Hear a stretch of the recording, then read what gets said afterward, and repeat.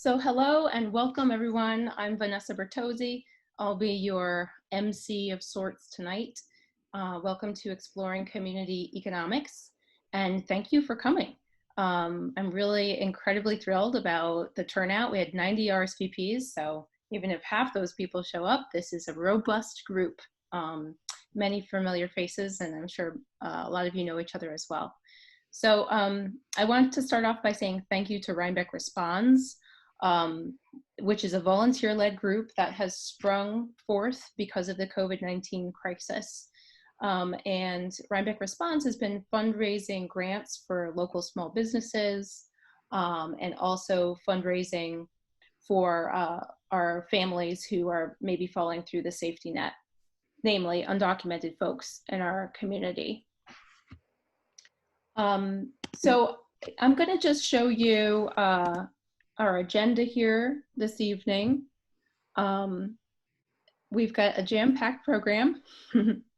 As you can see, it's chock-a-block of interesting speakers. We're going to start off the evening doing some work around our values. We have a group activity.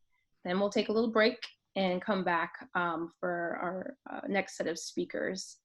But first, I really wanted to say a few words about why I put this session together. And I think it really probably mirrors a lot of the reasons why you guys are all here tonight, which is this is a scary time, right? This is a time where we can't quite see what the future holds. And it's a time where it's unprecedented change. There's economic havoc, there's havoc to our healthcare system, our mental health, and our very health and safety itself. And then yet there's also these pre-existing crises, right? There's the crises of racial disparities and income inequality. The COVID crisis has probably unveiled and exacerbated a lot of these pre-existing crises, that's my point. But here we are, these disruptions are signaling a moment of transformation. And what I think we need to do is treat this moment with intention and really be open to thought-provoking new ideas and listening to those new ideas and new perspectives and being creative. And so my goal for this evening, if any of you step away from this evening and you feel like invigorated to take action in your community, whether it's these ideas or others, then this evening will have been a success. If you feel more connected after tonight and you have a better sense of meaning, then this will have been a success.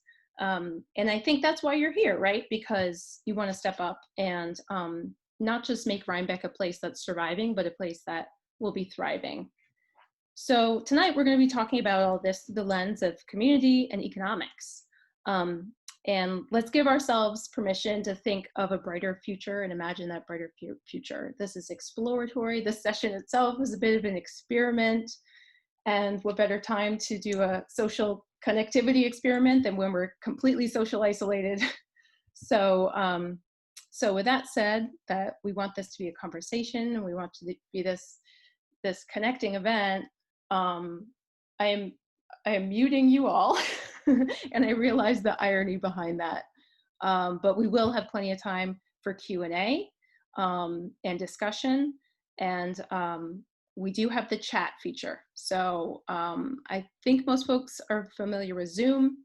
If you mouse up to the top of your screen, you'll probably see a menu come down where you can get to your chat function. And Mark, our lovely chat guru, will be here tonight. Mark is head of Rhinebeck Responds, and he'll be managing our chat. So with that said, let's get started.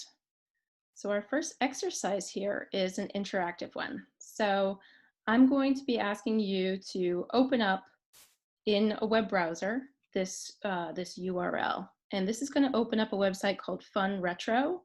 And it's a tool. Imagine that we're all in the same room with a huge bulletin board or a whiteboard. And this is a tool that's going to enable you to have almost like little virtual note cards. And collaboratively, we're going to post note cards up. All right, so what you should see, basically 3 columns. moving from the left-hand column to the right. We're going to be working from the left to the right. And I want everyone to just go forth, write as many ideas as you like. You press the little plus symbol to add a new note card. What's the Rhinebeck of your dreams? What does Rhinebeck look like 5 years from now? What would you like to see? Each card should be its own concise idea. Nice. And then the right-hand column is really meant for us to think about, okay, well, why did I put this note down on the columns 1 and 2? Column 3 is like, what's the why behind why you care about these things? What are your beliefs? What are your core values? And just keep it going, keep it going. Don't worry if you see something that feels like a repeat of another's idea, because I will go through after tonight and kind of consolidate them. And then what's fun is I can turn on voting, and I'm gonna, after tonight, I'm gonna send you an email with a link to vote, and we're gonna try to prioritize. Oh my God. Wow. Yes. This was my fantasy. All the ideas coming here in one place. Beautiful. Okay. I think it's great, Vanessa. Yeah. I think what will be really interesting is to go through and I'll kind of edit them if there's any repeats. Right. And then you guys will be free to come back and vote. So we'll see what we think are the most critical and most important. So thank you for generating all that work. And it's great to have it in one place. I think it'll be an interesting artifact from this session. Now I would like to introduce our first speaker, Michael Slavey. So Michael is a strategist interested in technology, and he is currently working at the nonprofit Harmony Labs, which has a focus on media systems for supporting the democratization of our culture. He was Chief Technology Officer for Obama for America in 2008, and then rejoined as Chief Integration and Innovation Officer in 2012. He's also a volunteer firefighter in the village where he lives with his wife and kitties. So Michael's project, he was already working on a project about values and really about national politics and how we need to be having more conversations and policy discussions where we're rooted in values. So I thought he would be a perfect companion to this exercise that we've just done. It'd be interesting to hear about his project, again, which is meant for the national scale, but think about how we might interpret it here for Rhinebeck. And so he'll be talking more about why we should be integrating values into our decision making and talking about them more explicitly. Michael. Okay, thank you. Can everybody hear me? Somebody give me a thumbs up or a nod. Thanks.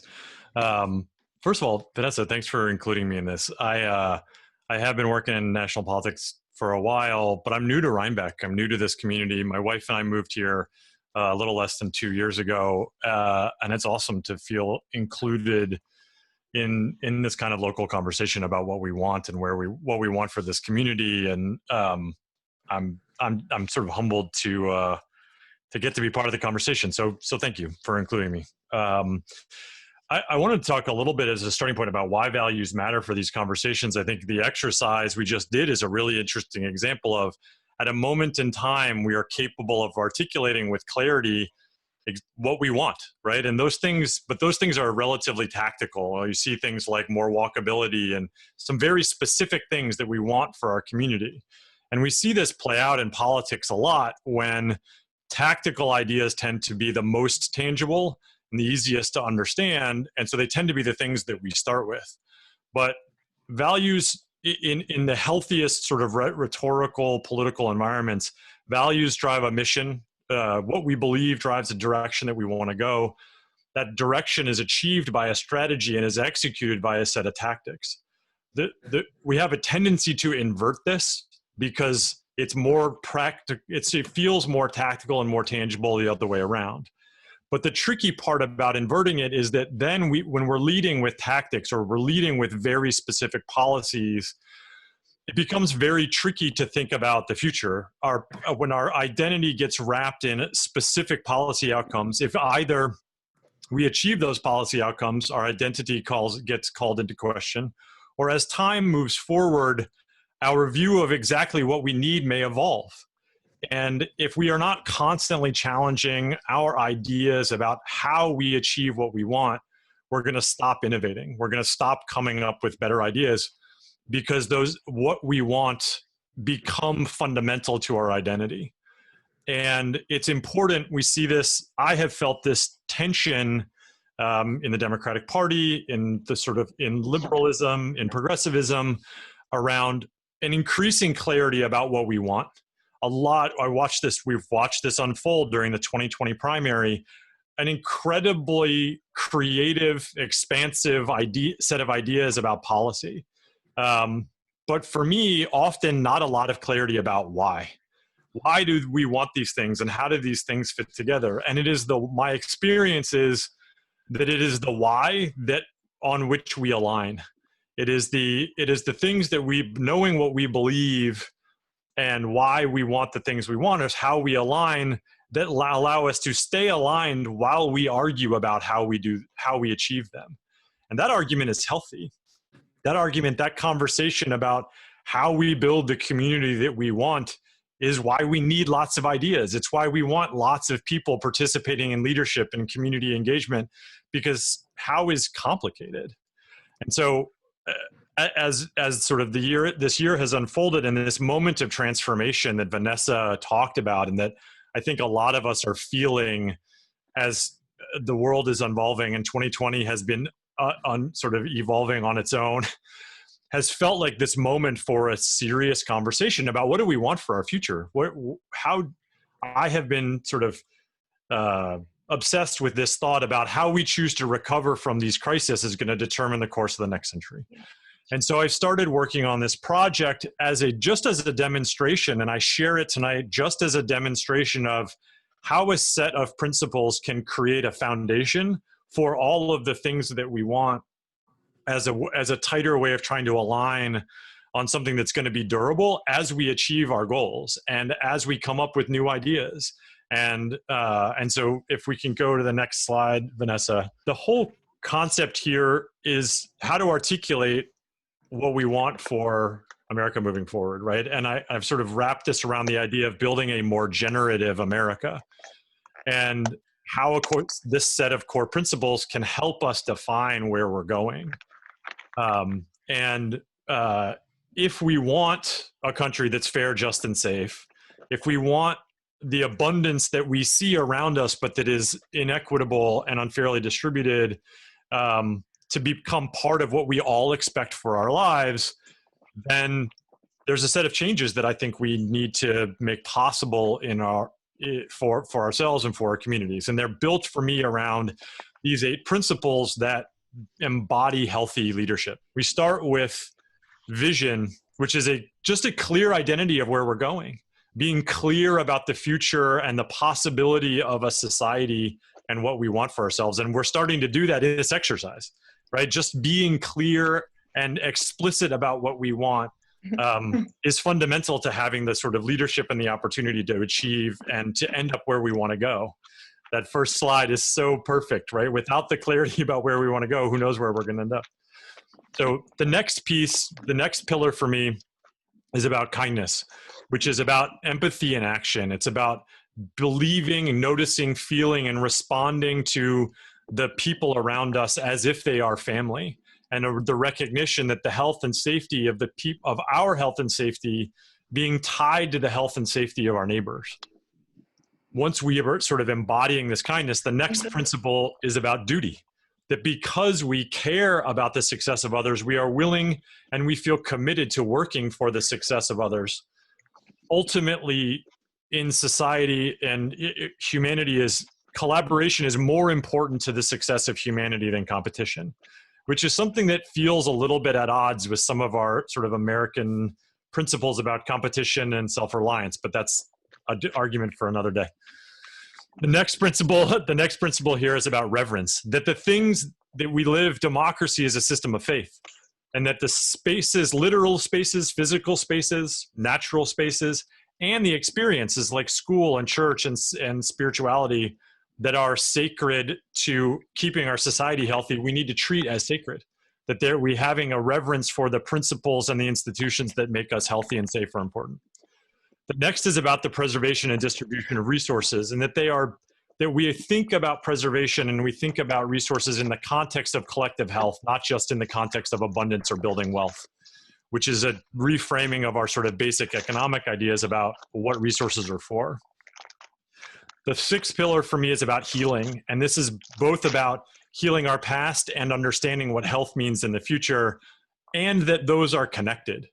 That we cannot be healthy as a society, as a community, without healing the sort of physical and mental traumas of our past. And that includes things like indigenous genocide and slavery and sort of dealing with sort of the consequences of white supremacy. That without healing some of these foundational traumas, that we're never going to be healthy. And that our idea of health is predicated on those things being healed. The next is about joy. That civic life and leadership should be joyous, that life should be vibrant, and that it is necessary to our future and not a luxury.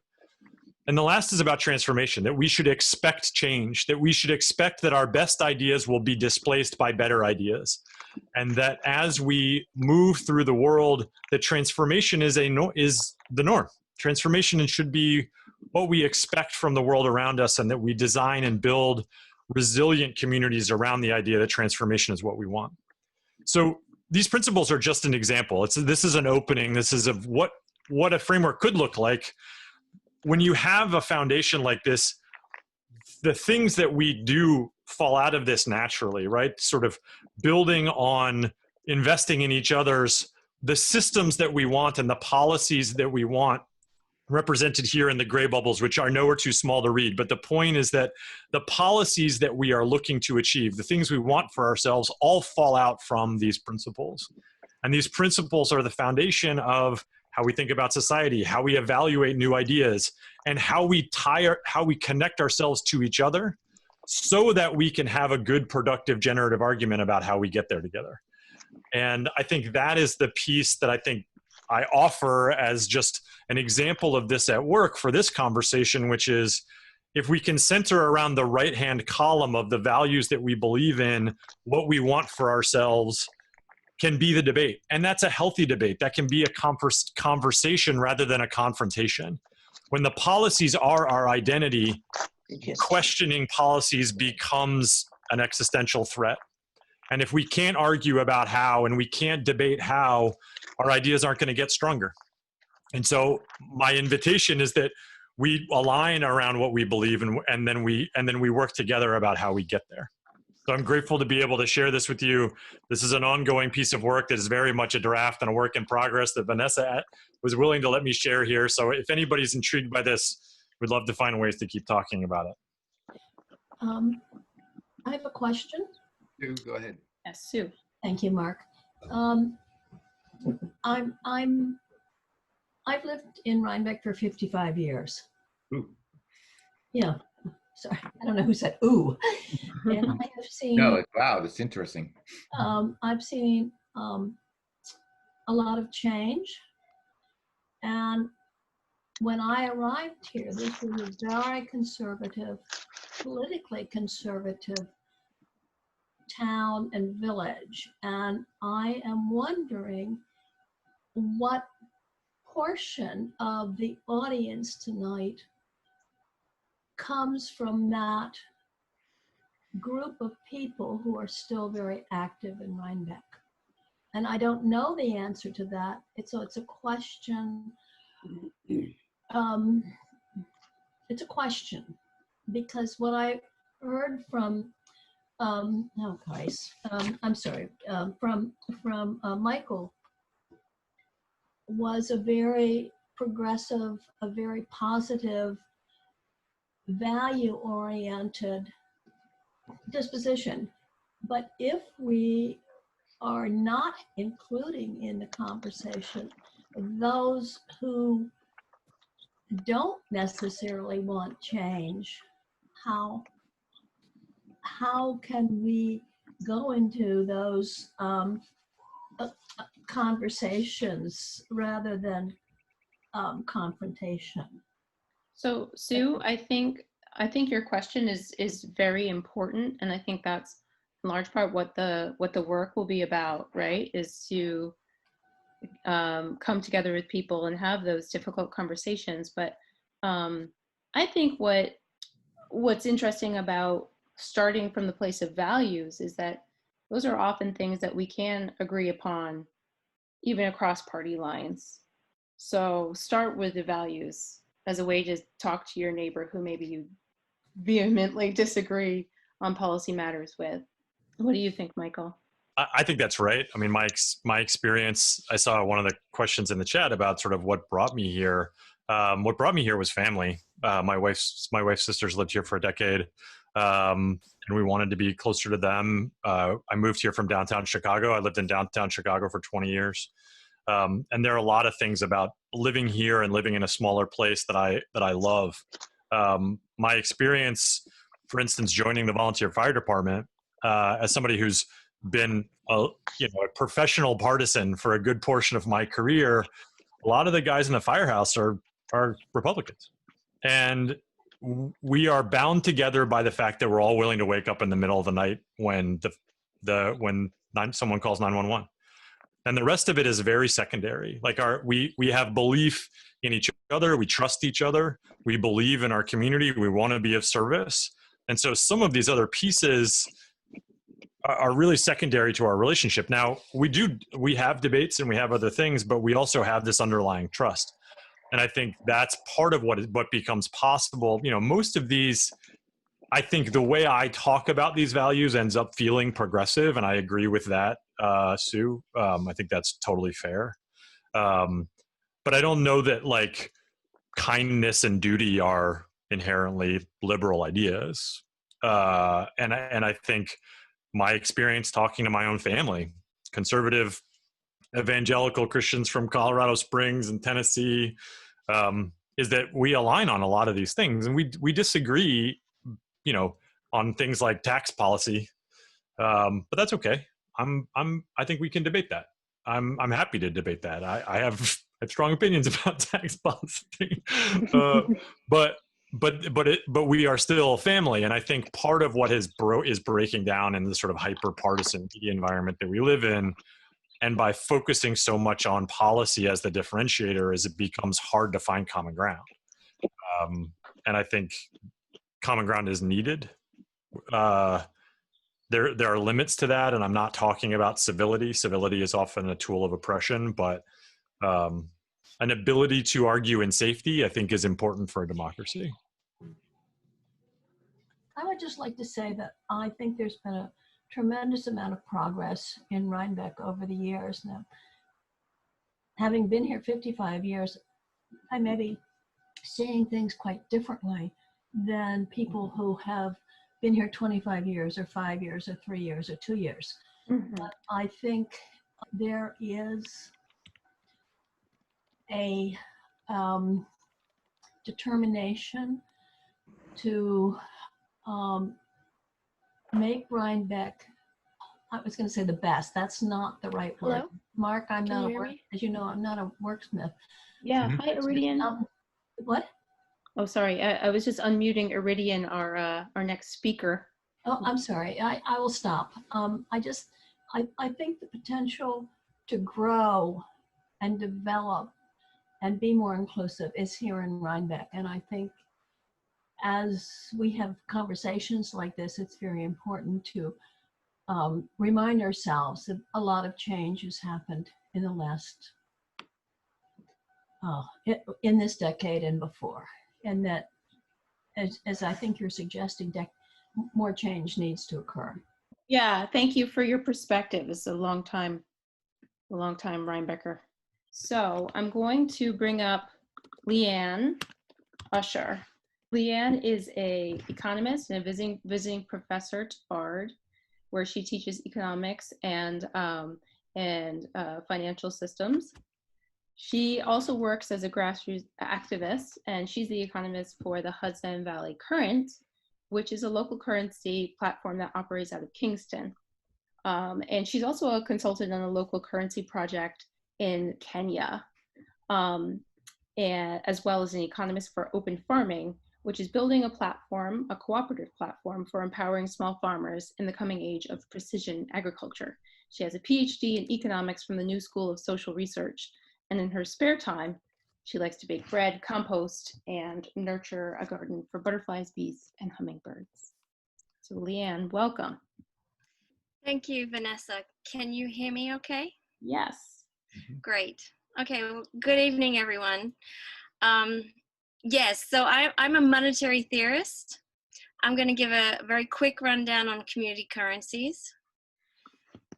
So there are thousands of community currencies in the world, and why they are created is really determined by who is creating them. And I'm going to give a few examples and then conclude that money should be designed with a purpose in mind. So why create a community currency?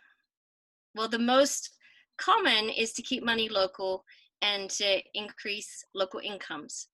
But there's a whole list of reasons. I've listed some here. You can go back to them at your leisure and look at them. And the ones in blue are the ones I'm going to focus on.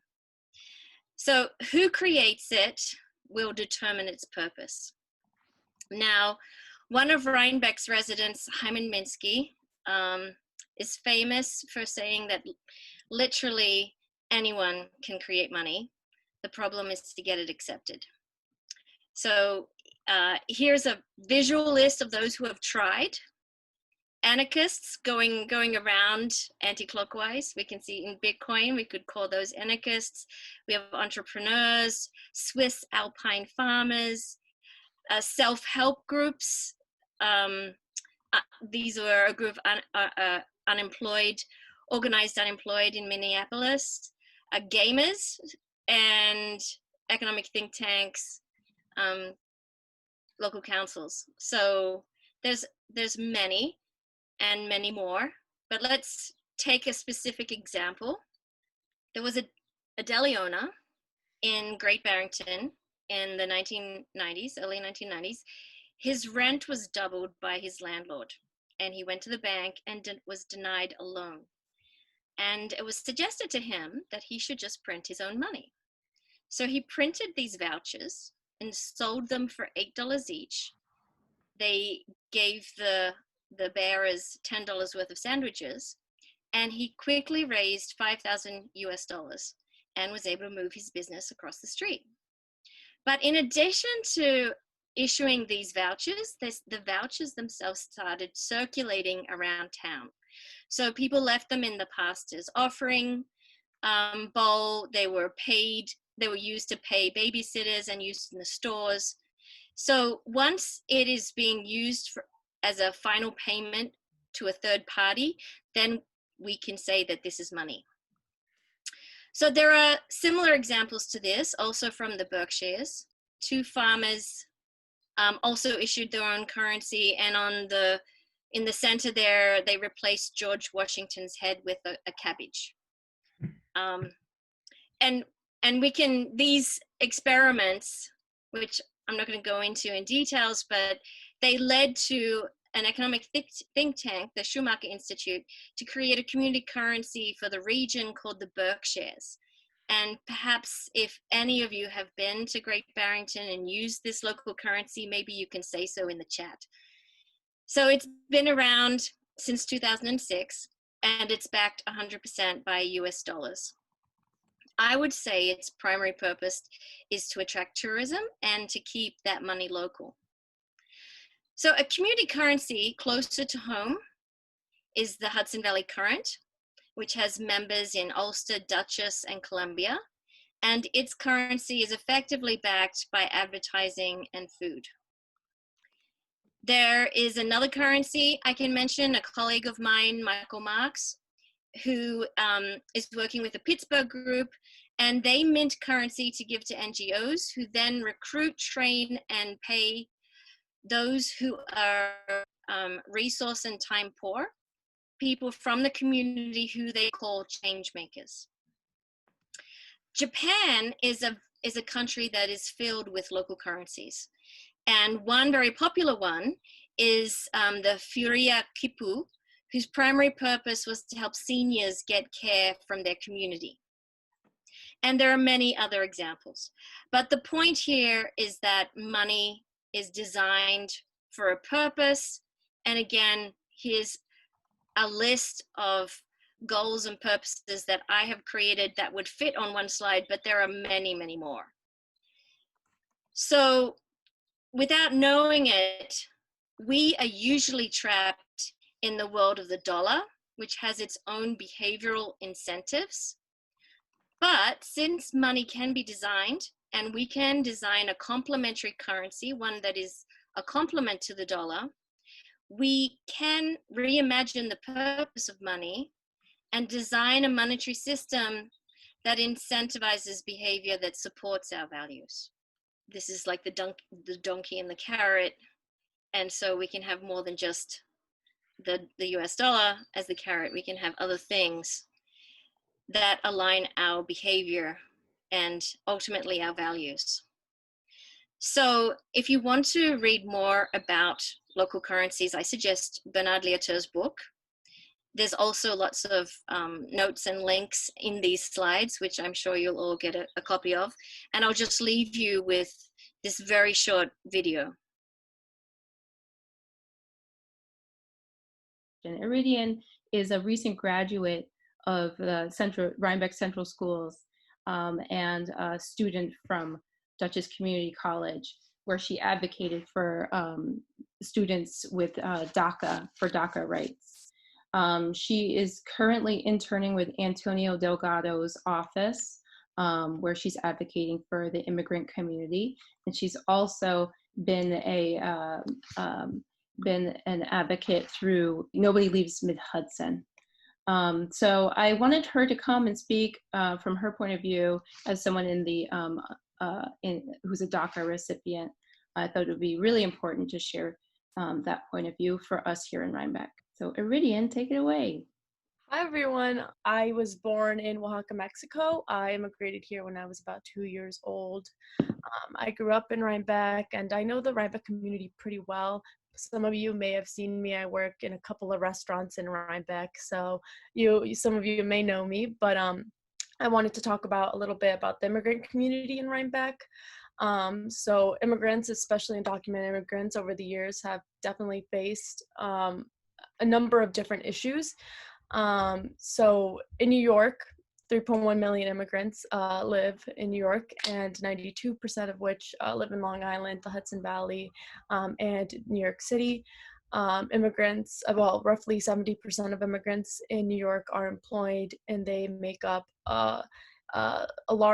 many sectors, 57% of the nursing, psychiatric, and home health services, 40% of the janitors and the building cleaners are immigrants, and 71% are taxi drivers and chauffeurs, many of them in New York City. And specifically in the 15-county Hudson Valley region, immigrants make up 13% of the population, but produce 16% of the total economic output. So they create a lot of, they contribute a lot to the economy here locally. Yeah, so some of the issues that immigrants face, not only in Rhinebeck, but I would say in the Hudson Valley and, in New York would be, first of all, the deportation risk. In the Hudson Valley, 300,000 immigrants are present, and roughly half of them are undocumented. So, that creates an economic impact because since they create 19% of the Hudson Valley local economy, if they were to get deported, it would be quite detrimental to our economy here, not only in Rhinebeck, but in the Hudson Valley at large. A vast majority of undocumented immigrants work in the industries that I previously spoke about, and also the farming operations, which are mostly in upstate New York, like in the Albany area. And another issue would be the family impact. And a lot of the times when we think about immigrants and, the issues surrounding immigration, I think the family impact can sometimes be overlooked. but a lot of immigrants in Rhinebeck specifically are, they have mixed status households. So I know a lot, personally, I know a lot of them, their parents are undocumented, but their children are citizens. They were born here at the Rhinebeck Hospital. And so there's a big issue there where if, the parents were to get deported, what would happen to the children that were, born in Rhinebeck, that are citizens and deserve, rights like every other citizen to, not have their family torn apart. So yeah, that's definitely an issue that the immigrant community here in Rhinebeck faces. So some of the good that is going on here locally, Kingston, Bard College, and Vassar College have been working to create some sort of sanctuary city, sanctuary community for their immigrants. And I've recently been working with Rhinebeck Responds and the Hudson River Housing to create a fund that, is for every resident in Rhinebeck, but specifically we're targeting undocumented immigrants that did not get a stimulus check but pay taxes and contribute to the local economy here. So that's some of the good that has been happening recently with the whole pandemic. And some legislation to be aware of and pay attention to would be the Green Light Bill, which was passed last year over the summer. So that's the Green Light Bill essentially gives undocumented immigrants the opportunity to get driver's licenses. Many of those undocumented immigrants are already driving, and being able, for them to get driver's licenses, they're able to, contribute further to the economy here in Rhinebeck and stimulate the economy. DACA, which I personally have, is Deferred Action for Childhood Arrivals.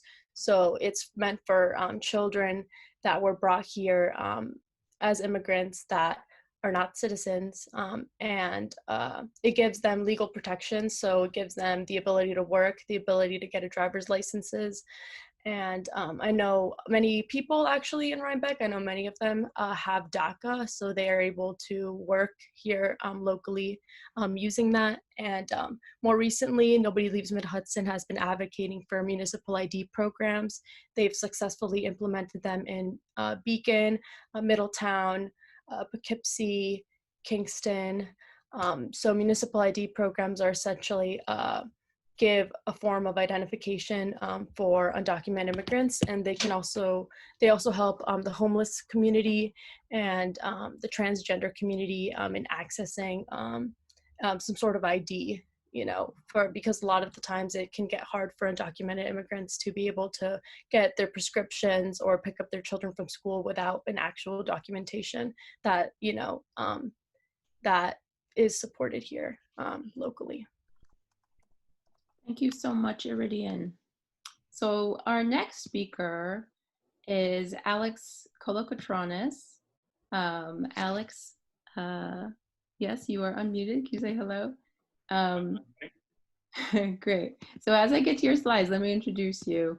Alex is a PhD student in political science at Yale, and he is studying the democratization within the school system and education.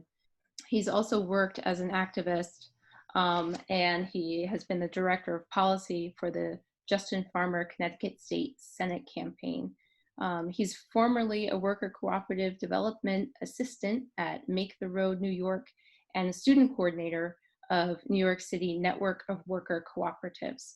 I asked him to speak tonight about worker co-ops. And I know in our audience, we have Helen Lentz from Rhinebeck's, I think, only worker cooperative, which is the co-working space.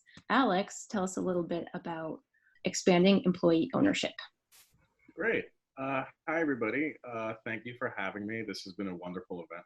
It's been amazing to hear all the speakers thus far, and of course, moving forward. This past year, I was also Community and Economic Development Coordinator at Sci-City, working on things such as this, as well as other areas in inclusive decision-making and distributive leadership. So employee ownership is actually a broader category of economic enterprise than just worker cooperatives. And so just to briefly touch on that, which will have relevance in the discussion moving forward, we can define employee ownership as an ownership of a company, directly or indirectly, in part or in whole by some or all of its employees. So while I'll be mainly talking about worker co-ops, there are also very other prominent forms called employee stock ownership plans or ESOPs. So to boil it down a little bit further, employee ownership typically touches on the areas of profits, voting, and culture. And so this means that employee owners typically have a share in the profits or a share in the income of the firm. And that might look like either in sort of annual bonuses or some kind of decision-making over their own salary, or some kind of impact in terms of their retirement, which is again something you see in employee stock ownership plans, which are typically, or really are, retirement accounts. In terms of voting, that can range from limited voting rights over very significant decisions about a firm. For example, is the firm going to be sold? Is it going to be terminated? Or voting for the board of directors, which we'll get to briefly. And then next, of course, there's an impact on culture. Employee-owned firms are often ones that are more participatory in nature. There's not only more decision-making about the broader issues of the firm, but also in terms of day-to-day managerial and work-life concerns. So employee ownership in the US is actually far more prevalent than you might imagine. There are 8,000, at least 8,000 employee-owned firms in the country, and in total around 10 or 11 million people are actually employed in them. They're typically employee stock ownership plans, which again are firms with more limited voting rights. But in recent years, we've also seen worker cooperatives starting to take off in the country, which takes us to the next slide. Worker co-ops we can define as firms in which people have decision-making over, at minimum, who gets to be on the board of directors. And that operates on a one worker, one vote basis. So in other words, the majority of the board of directors of a firm is actually voted upon by the majority of employees. There are other facets to this as well, which we see in worker co-ops. Typically, it's not simply a matter of voting for the board of directors, but also actually participating in daily decision-making, again, around issues that are on the quote-unquote kind of shop floor or other concerns. They might also include direct decision-making over more administrative or managerial structures. There can be a whole range of things. To give another sort of example, we might imagine minimally voting for the board of directors in a fairly large firm, one with 50 or 100 or really maybe even 1,000 employees. The largest worker co-op in the world is Mondragon, which has 80,000 worker owners, has been around since 1956, and is the third largest corporation in Spain. But there are also smaller worker co-ops where, because of their size, all the decisions are made by employees collectively. And so you'll see that in firms that are anywhere from 7 to 15 to 20 people, where decision-making is actually largely taken together, whether in a sort of bi-weekly or monthly basis.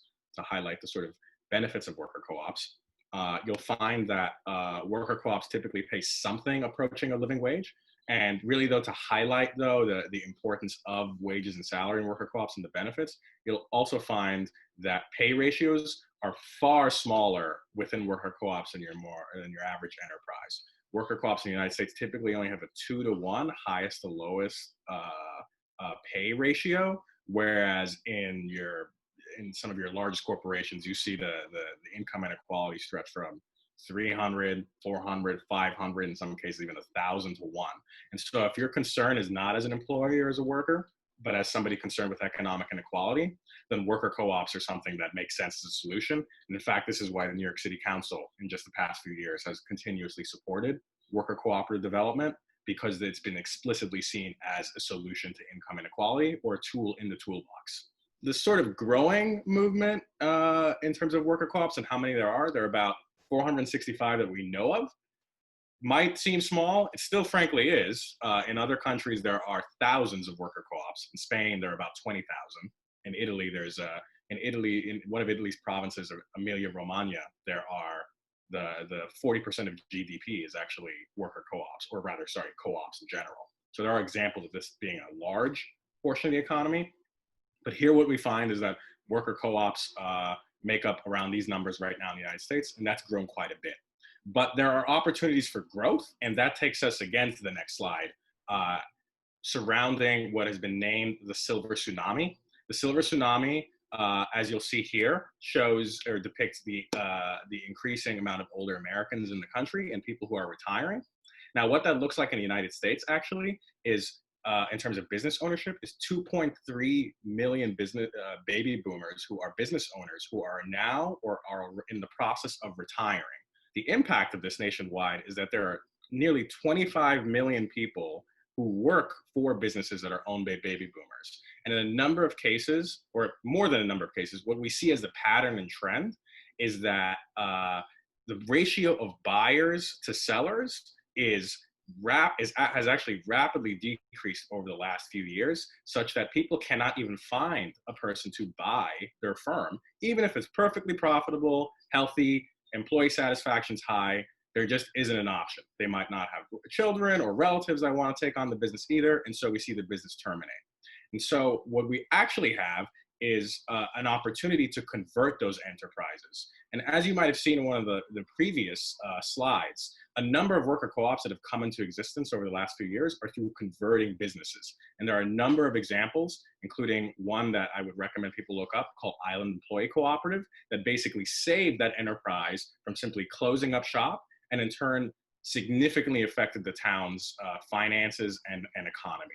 And so to think of the context here, in New York State, we have 181,000 businesses that are owned by baby boomers. If we just had 10% of those businesses converted to worker co-ops, we'd see all the benefits as depicted in sort of the previous slides, but we'd also see just simply a retaining of jobs that otherwise would just no longer exist because we aren't putting forward public policy solutions. If you want to see more resources for this, you'll find them here in the next slide. There are a number of resources. If you're interested in business conversions, you could reach out to me. There are a number of lawyers, an increasing amount of lawyers in this landscape. And there are also examples, such as becomingemployeeowned.org, where you'll find stories of actual conversions of people, again, becoming employee owned. And again, to highlight this too, conversions is not something either that takes place necessarily overnight, but something that could happen over a 5-10 year span as suits both the business owner and the employees, so people get to up to par in running their own business. Thank you. Thank you, Alex. I really appreciate Alex's talk because, you know, you think about the demographics of our county, Dutchess County, and even Rhinebeck are some of the what they call the graying demographic. We have a very, very older population, and a lot of those business owners want to be retiring and maybe can't find a buyer. And so we run the risk of, when we lose those businesses, we run the risk of all those jobs being lost. Let me first introduce Amelia. So I first heard about Amelia because she was the garden educator at Mill Road Elementary School in Red Hook. And then she is the owner operator of Avant Gardens since 2015, a horticultural design and maintenance business. And then most recently, she opened Ozone, which presents community members with the opportunity to learn about their options as well as engage in sustainability practices, whether through a bulk refill store or a community compost CSA program or various workshops. So I wanted to invite, I know Amelia's in Red Hook, not in Rhinebeck, but I thought it'd be interesting to have a bit of a case study of a local business that has a bit of a different business model and one that's very community focused. So Amelia, take it away. All right. Well, thank you so much, Vanessa, for facilitating this discussion. All right, here we are. So the Ozone, I opened this business only 3 months ago in March of 2020, and it's been quite a whirlwind, but it's been great. I'm adapting as I go along, and I'm really excited to share with you guys this business model.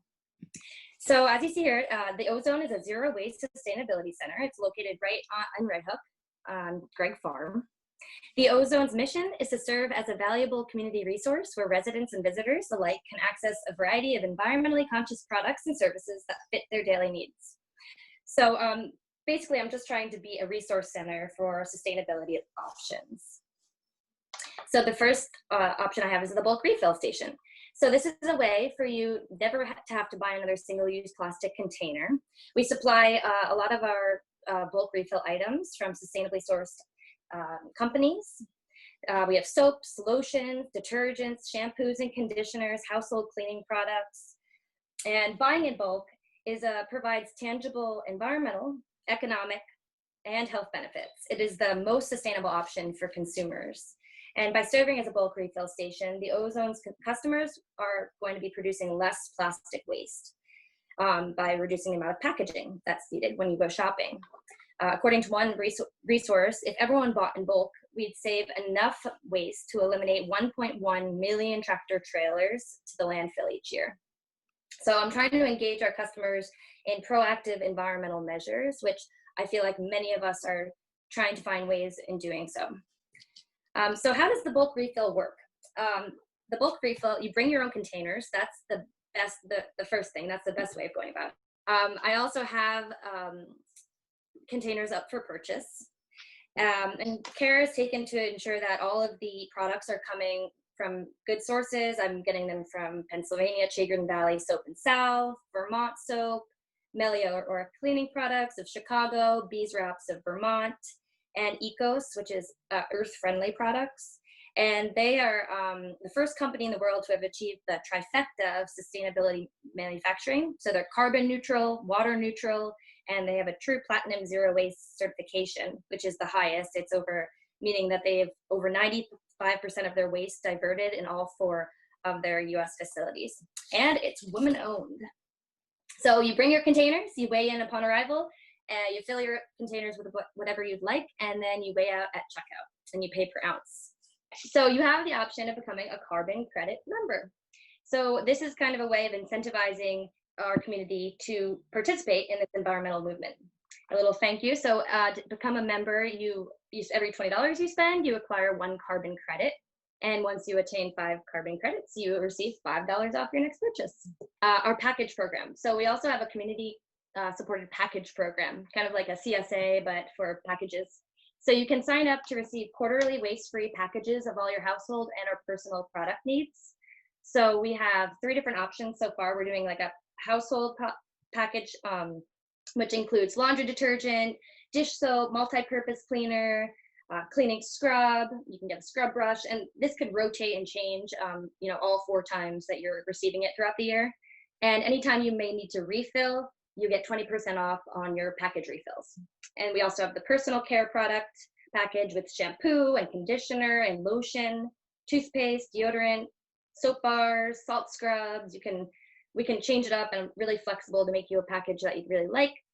So we're also doing a community compost CSA initiative, which I provide residential food scrap pickup or drop-off service to the area surrounding the Red Hook area. With our current global climate crisis requiring immediate action, people are wondering how they can help or make a difference. So I'm trying to provide as many resources as possible for us to partake in environmental active measures. Composting diverts food waste from our landfill, where it produces methane gas.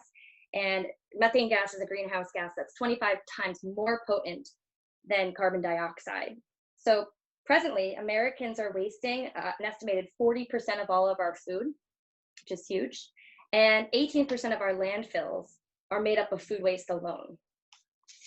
So if food waste were a country, it would be the 3rd largest emitter of greenhouse gas after the United States and China. So through the CSA, we have 3 different options, or 4, but I'm partnering with the Ulster County Resource Recovery Agency in Kingston. They're the ones processing the food scraps, and the CSA members will receive finished compost each spring, so starting in 2021. And then our Learning Center.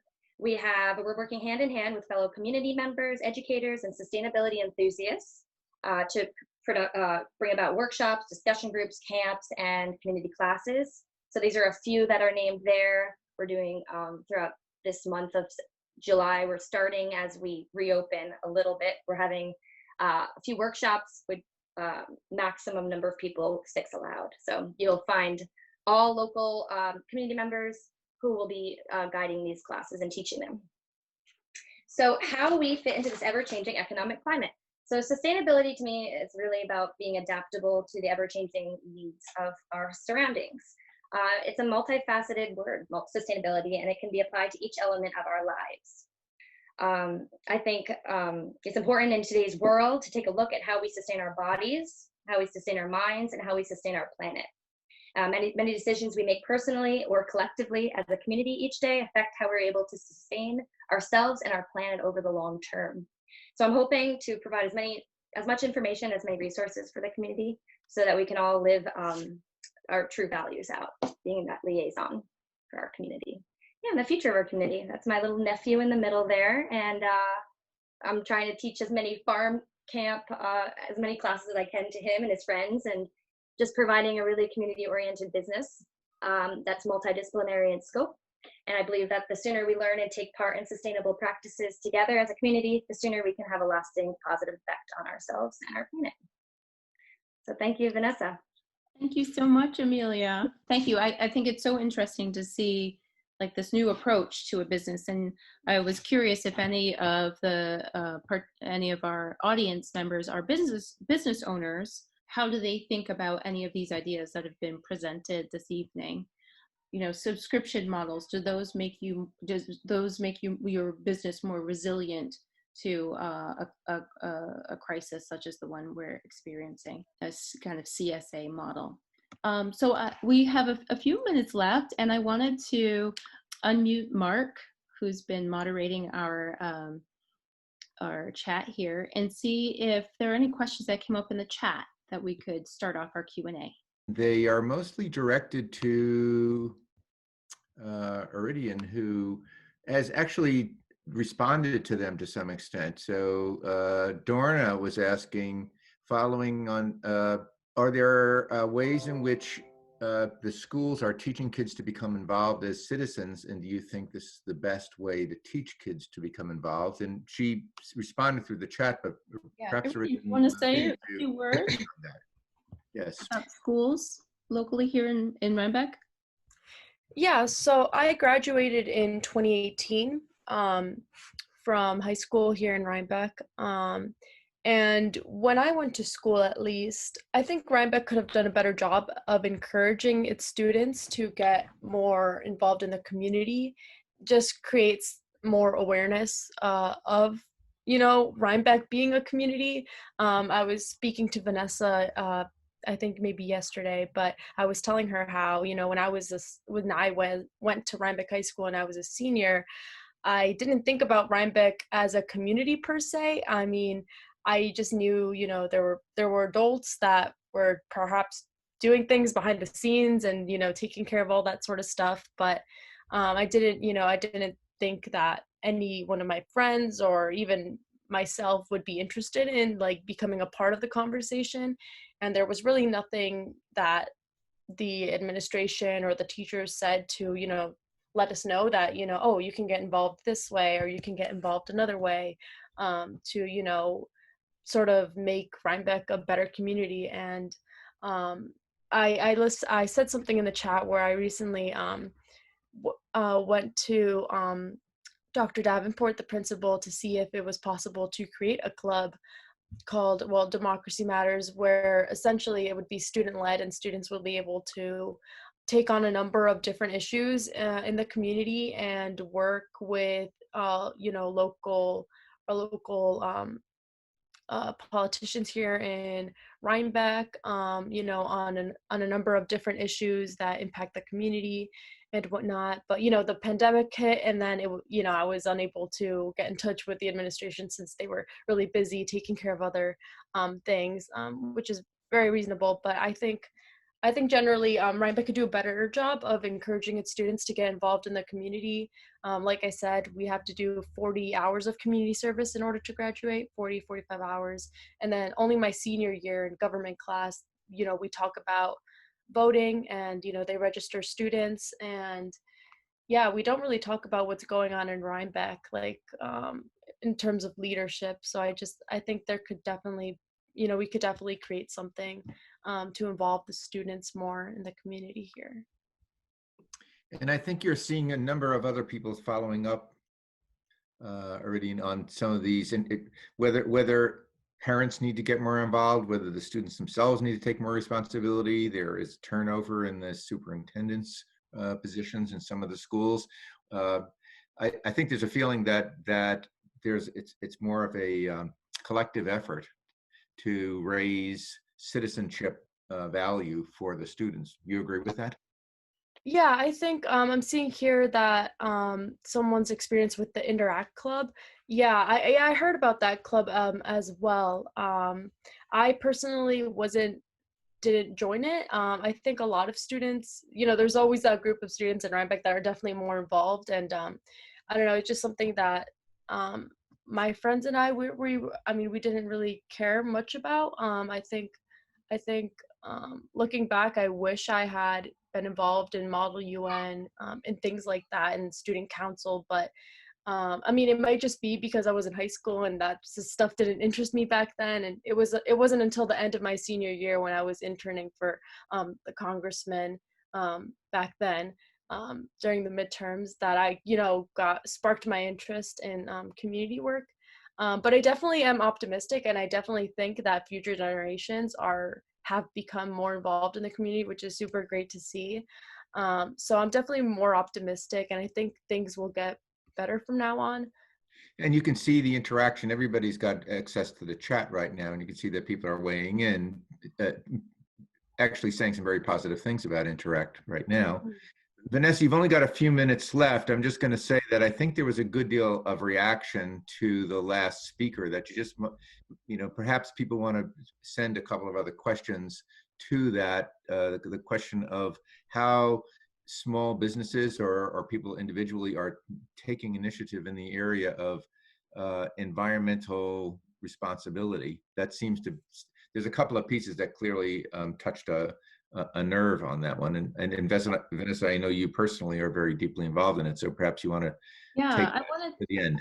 I would like to just make a comment that, getting back to the beginning of this session, when we think about our values, trying to make the world a better place for our children and for the young people, sustainability and the climate crisis and working against climate change definitely fall under that. And I think that that's another way in which building into your business model itself ways to minimize waste and to encourage other members of the community to learn about sustainability.